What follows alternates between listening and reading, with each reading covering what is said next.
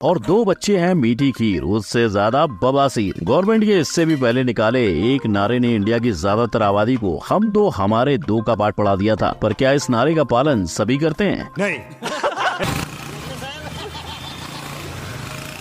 अगर बाकी धर्मों पर नजर डालें तो तेजी से बढ़ती उनकी आबादी को देख सवाल यही उठता है कि क्या हिंदुत्व का नामो निशान मिटने जा रहा है। और ये सवाल न सिर्फ फर्टिलिटी की वजह से पर व्हाट्सएप की वजह से भी उठ रहा है, जहां रितेश देशमुख और आमिर खान जैसे एक्टर्स के पोस्ट लोगों को उकसाते हैं। और इसमें पॉलिटिक्स ने भी अयोध्या की पावन मिट्टी पर इंडिया का सबसे बड़ा मस्जिद निर्माण करने का फैसला ले लिया है। से खूबसूरत अगर कोई चीज होगी वो मस्जिद मोहम्मद बिन अब्दुल्ला। यानी हर तरफ से हिंदू कटघरे में गिर चुके हैं। तो क्या हिंदू राष्ट्र बनाने का सपना ही रह जाएगा? हिंदू राष्ट्र घोषित होने वाला है। आशा करते हैं कि आपको इन सारे सवालों का जवाब वीडियो पूरा होने तक मिल जाएगा। तो आइए बिना किसी देरी हिंदू के विलुप्त होने की वजहों पर रोशनी डालते हैं। नंबर 1, घटा आंकड़ा। 2050 तक हिंदू की जनसंख्या 2.8% से कम हो जाएगी। भले ये 2.8% छोटा नजर आता है, पर भविष्य में ये आंकड़ा आपको सोचने पर मजबूर कर देगा। वहीं 2050 के मुस्लिम भाइयों की बात करें तो वो आंकड़ा ज्यादा दिखाई देगा, यानी हिंदू के मुकाबले डबल। इनफैक्ट दुनिया में ही नहीं, हिंदू इंडिया में भी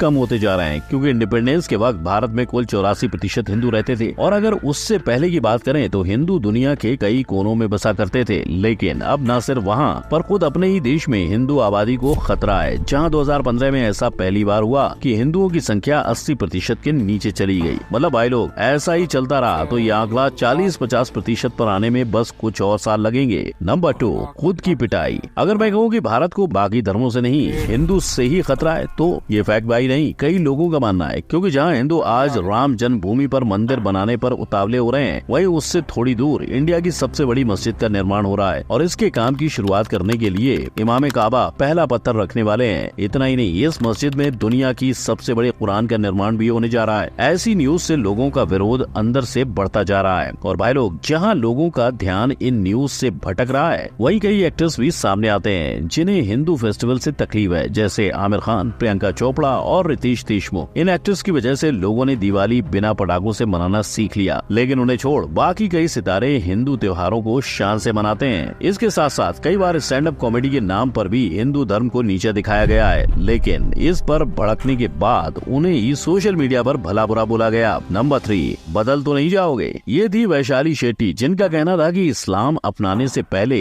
इनके माता पिता ने इन्हें संभाल लिया। पर दूसरी तरफ विश्व परिषद के नेशनल जनरल सेक्रेटरी वाई रगाबुलू है, जिन्होंने 2016 में ये दावा किया था कि हर साल 8 लाख हिंदू अपना धर्म बदलते हैं। कुछ सनातन धर्म छोड़कर इस्लाम अपनाते हैं तो कुछ क्रिश्चियनिटी। हिंदू धर्म के बाद ये इंडिया के दूसरे और तीसरे सबसे बड़े धर्म हैं। और ये धर्म सिर्फ इंडिया में ही नहीं, दुनिया भर में इसी तरह कन्वर्जन कर रहे हैं। प्योर रिसर्च रिपोर्ट की माने तो अगले 4 दशक तक क्रिश्चियनिटी दुनिया का सबसे बड़ा धर्म होगा। पर इस्लाम सबसे तेजी से बढ़ने वाला धर्म, जो 2050 तक क्रिश्चियनिटी को टक्कर देगा। ऐसी टक्कर जिससे 2050 तक यूरोप की 10% पॉपुलेशन मुस्लिम होगी। तो भारत में हिंदू की मेजॉरिटी होने के बावजूद सबसे ज्यादा मुस्लिम हमारे ही देश में बसेंगे, जिनकी पॉपुलेशन फैमिली बढ़ने के साथ ही कन्वर्जन से भी बड़ी होगी। और वैसे ही फ्रीडम ऑफ रिलीजन का हक भारतीय संविधान का आर्टिकल 25 सभी को देता है। पर जहाँ लोग अपनी मर्जी से अपना धर्म बदलने का चुनाव करते हैं, वहीं कईयों के साथ जबरदस्ती भी होती है। महाराष्ट्र के डाउन गांव से ये तक सामने आया था कि 17-18 साल की हिंदू लड़कियों का कन्वर्जन करने पे लड़कों को 5 लाख तक का इनाम मिलता था। True identity about his faith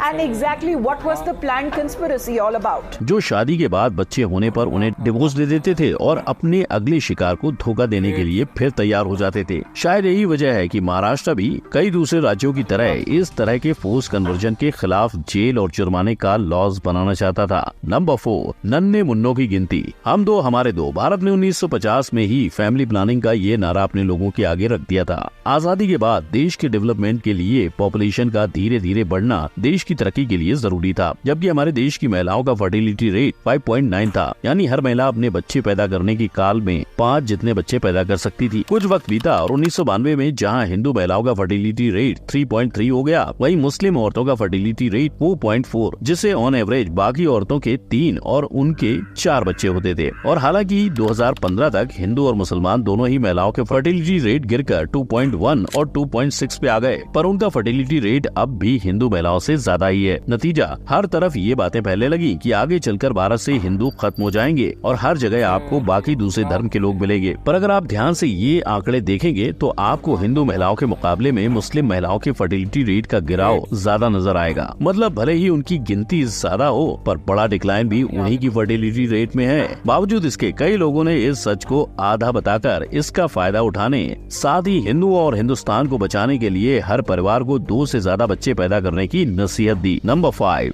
Dunki to India. जैसे इंडियंस डंकी मार के विलायत जाते हैं, क्या वैसे ही दूसरे कंट्री के लोग इंडिया आते हैं? वे लोग आते हैं, खाते हैं, घूमते हैं और फिर यहीं सो जाते हैं। और अगर 2010 की रिपोर्ट की माने तो कई देश के मिलाकर 4 लाख से भी ज्यादा लोग इंडिया में अपनी जिंदगी एक रिफ्यूजी बनकर गुजार रहे हैं। हालांकि इस चीज से हिंदुस्तान 2010 से नहीं 1947 यानी पार्टीशन के समय से जूझ रहा है। वो भी इसलिए क्योंकि इंडिया एक मल्टी रिलीजन कंट्री है, जिसकी वजह से जब श्रीलंका में सिविल वॉर हुआ तब वहाँ के कई तमिल लोगों ने इंडिया आने का फैसला लिया और ऐसा ही हाल म्यांमार के लोगों को भी झेलना पड़ा था, जिससे वो इंडिया आ गए। लेकिन ऐसा नहीं कि उस समय इंडिया की सरकार ने इसे रोकना नहीं चाहा, पर इंडिया में आने वाले लोगों की तादाद इतनी ज्यादा थी कि इसके आगे सरकार भी चकमा खा गई और देखते ही देखते म्यांमार और श्रीलंका से इंडिया के लिए तोहफे में बुद्धिज्म आया। इसके अलावा आज भारत में मुस्लिम कंट्री के भी कई इमिग्रेंट्स गुजारा कर रहे हैं। जहां आज भी ये इंडिया के लिए एक सरदर्द है, वही सरकार ने इसके हल के तौर पर एक लॉ निकाला है। इसमें लिखा था कि सिटीजनशिप अमेंडमेंट एक्ट के तहत बांग्लादेश, पाकिस्तान, अफगानिस्तान के हिंदू, क्रिश्चियन, जैन, पारसी, सिख या बुद्धिस्ट को ही हिंदुस्तान पनाह दे सकता है। मतलब साफ है कि अब इंडिया में दूसरे धर्मों का ज्यादा प्रचार सरकार बर्दाश्त नहीं करने वाली। लेकिन फिर भी 2022 की रिपोर्ट में म्यांमार के रोहिंग्या रिफ्यूजी की संख्या 40,000 बताई जा रही है। नंबर 6, पढ़ोगे लिखोगे बनोगे नवाब। आज दुनिया इतनी आगे निकल चुकी है कि जब तक आपके पास 4 डिग्रियां न हो आपको इंटरव्यू के लिए नहीं बुलाया जाता। पर हैरान करने वाली बात यह है कि लगभग 50% मुस्लिम्स 2016 तक पढ़ाई से दूर ही थे। इसके मुकाबले बाकी धर्मों की लिटरेसी का आंकड़ा काफी कम था। और 3 इडियट्स का डायलॉग तो आपको याद ही होगा, नो डिग्री नो नौकरी, यानी सीधे सीधे गरीबी। और जहाँ मुस्लिम में उनका ना पढ़ना उनकी पॉपुलेशन की समस्या को बढ़ा रहा है, उन्हें ये समझने नहीं दे रहा कि परिवार में कम लोग होंगे तो कम खर्चा और ज्यादा सुविधाएं होगी। दूसरी तरफ ज्यादा लोग होने से खर्चा भी बढ़ेगा और सुविधाएं भी घटेंगी। वही लिटरेसी का सबसे बड़ा हर्जाना दूसरे समुदाय भर रहे हैं, जैसे हिंदू, जिन्हें नौकरी और बेहतर जिंदगी का सपना दिखाकर उनका धर्म परिवर्तन करते हैं। साथ ही इंडिया के कास्ट सिस्टम के चलते भी कई लोग ज्यादा अपॉर्चुनिटी मिलने के लिए क्रिश्चियनिटी और इस्लाम जैसे धर्मों को अपनाते हैं। और भाई लोग, जहाँ फैक्ट भाई ने आपके सामने सारी वजह रख दी है, तो आपके मुताबिक क्यों हिंदुओं की जनसंख्या इंडिया से विलुप्त हो रही है? और क्या ऐसे व्हाट्सएप फॉरवर्ड्स पर भरोसा रखना चाहिए जहाँ कहा जाता है कि इंडिया में 100 सालों के बाद मुस्लिम की आबादी ज्यादा होगी? क्योंकि अगर वर्ल्ड पॉपुलेशन रिव्यू के डेटा को देखें तो भाई लोग, हिंदू को छोड़ बाकी किसी का भी मेजोरिटी में आना मुश्किल होगा। और वैसे भी ये भारत देश हमेशा से ही हर धर्म को साथ लेकर चला है, तो इन सारी बातों और अफवाहों पर ज्यादा ध्यान ना दें। पर चाहे हिंदुत्व को ही नहीं, लेकिन हिंदुत्व की भावना को जरूर ठेस पहुंची है, वो भी पाकिस्तान की कुछ मूवीज की वजह से, जिसमें इंडिया की बुराई, भगवान का अपमान और कई बेतुके आरोप हैं। तो फौरन इस आई बटन पर क्लिक करके उनके बारे में जानो। वीडियो अच्छी लगी हो तो लाइक, कमेंट, शेयर और सब्सक्राइब जरूर करें। मिलते हैं अगली वीडियो में। जय हिंद।